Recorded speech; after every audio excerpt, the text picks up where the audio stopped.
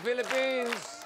It's time to make millionaires dito sa paboritong game show ng mundo, ang Who Wants to Be a Millionaire?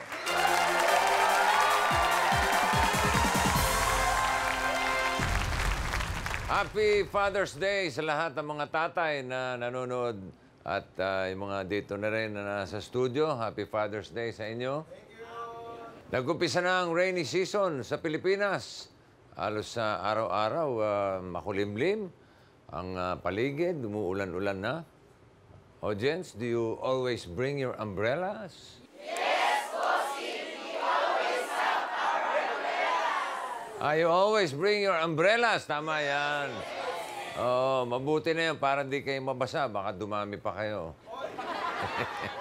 But seriously, lalo na sa mga bata, huwag kayong magpapabasa dahil pasukan na, baka kayo magkasakit. At may isa pang bawal.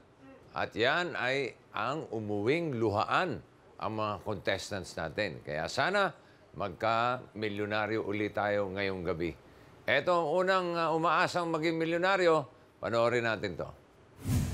Ako si Edwin Salagoste, isa akong Bicolano. Nakatira ako ngayon sa Quezon City bilang isang financial advisor sa isang insurance company.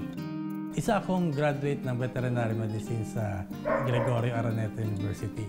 Matagal na akong nag-audition para sumali sa Who Wants to Be a Millionaire. Sobrang masaya kasi hindi namin ine-expect na tatawagan siya kasi matagal na siya nag-audition. Ito yung pinaka-lifelong dream ko na gustong-gusto ko na makasali ako sa mga game show. Marami siyang gustong tulungan at gusto ko rin yon. Gusto ko na may taguyod yung pag-aaral ng anak ko. Meron akong gusto na educational funding para sa kanila. Then may dalawa akong church na gustong tulungan. And then, ang isa doon sa isa pa sa gusto kong tulungan, yung father ko na nasa probinsya. Bossing, tara na! Laro na tayo. At akin na yung 2 milyong piso na yan. Please welcome Doc Edwin Salagoste. Evening, Doc Edwin. Evening, Bossing. Kamusta na?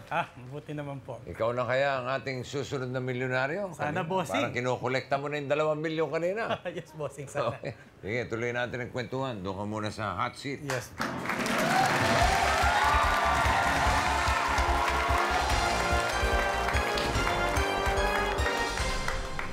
Si Doc Ed ay 38 years old, taga Quezon City, nagtapos ng veterinary medicine.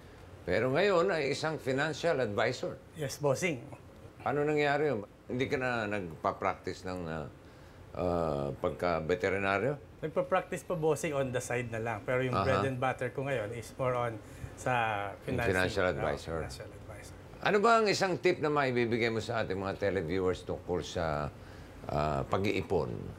Ikaw advisor ka ng mga financial. Yes, Bossing. Number 1, kung meron tayong kinikita, dapat we live within our means. No? Ayos lang. Number 1 yun. No? Kailangan. Pangalawa, talaga magtatabi tayo lagi. Kasi pagdating ng panahon, tayo lang rin naman yung makikinabang doon sa bagay na yon. And then, pangatlo, mangarap din tayo na hindi lang yung tinatabi natin parang sapat lang. Kailangan medyo extra din. Medyo extra. madadagdagan yan habang tumatagal. Yes, Bossing. Magsisimula ka ng maliit kahit konti-konti. Opo. Tapos medyo dadami-damihan mo na. Maganda yung tip na yan, ha? Sino kasama mo ngayon, Ed? Ang aking wife, Bossing, si Karen. Andiyan pala si Karen eh. Hi Karen, good evening. Si, Welcome to Who Wants to Be a Millionaire. thank you po. So, good luck sa laro mo. Ito muna ang ating mechanics, Doc Ed. 15 multiple choice questions. Kung masasagot mo ang 15 tanong ng tama, meron kang 2 million pesos. 2 money tree sa pwede mo pagpilian. Ang classic money tree at ang high risk money tree. Sa classic money tree, nandiyan ang 2 safe havens. Sa question 5, assured ang 20,000 pesos. At sa question 10, 150,000 pesos naman. Kapag umabot ka sa question 15, 2 milyon yan. Nariyan ang iyong 3 lifelines. Sa 50-50, magtatanggal ang computer ng 2 maling sagot. Pipili ka na lang doon sa matitira. Sa People Speak, 3 audience members ang pipiliin mo para tulungan ka. Bahala ka kung sino paniniwalaan mo.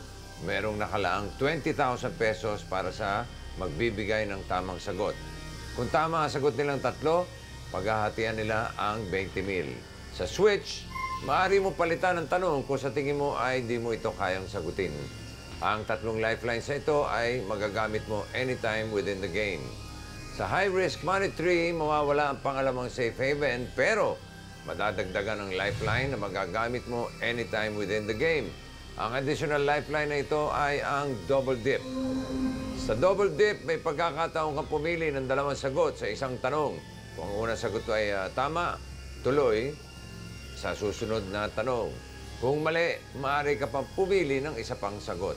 Tandaan mo lang na sa ating high-risk format, pag nagkamali ka after question number 5, automatic na 20,000 pesos ang iyong may uwi.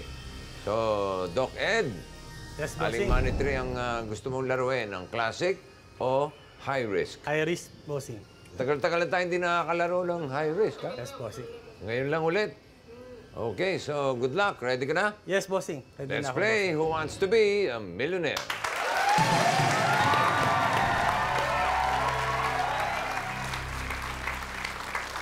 Unang tanong for 1,000 pesos. Ano ang tinatakpan ng shades? A. Mata. B. Hinliliit. C. Pusod. D. Gilagid. bossing. Letter A, mata, bossing. Is that your final answer? Final answer, bossing. Mata is correct.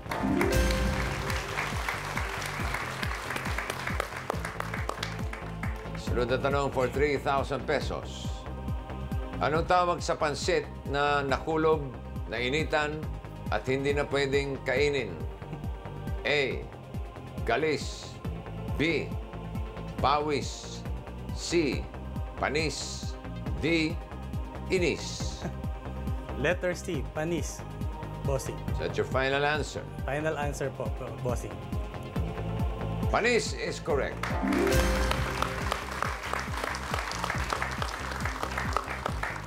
For 5,000 pesos, question number 3. Kung 2 pesos 50 centavos ang isang pandesal, ilang pandesal ang mabibili ng 20 pesos? A. 6. B. 8. C. 10. D. 12. Kailangan ko mag-compute. Ay, dapat lang. Letter B, 8, bossing. Kinumpute mo bang mabuti? Medyo bossing. Is that your final answer? Final answer, bossing. Paano kung kinain ng pusa yung isa? O di kulang na yung 8. 8 is correct.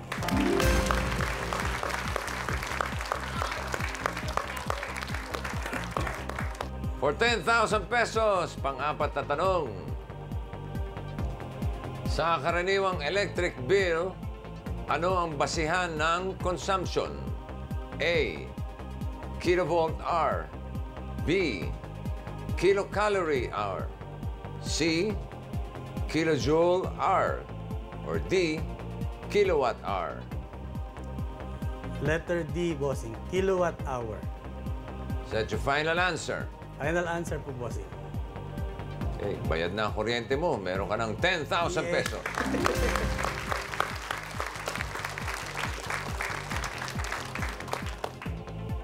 At ito na ang kaisa-isang safe haven. Yes, bossing. Para sa assured na 20,000 pesos, here's a question. Sa anong parte ng bulaklak nagmumula ang pollen? A. Stamen. B. Sepal. C. Phloem. D. Stigma. I go for letter A, bossing. Stamen. Is that your final answer? Final answer po, bossing. Sigurado ng 20,000 pesos.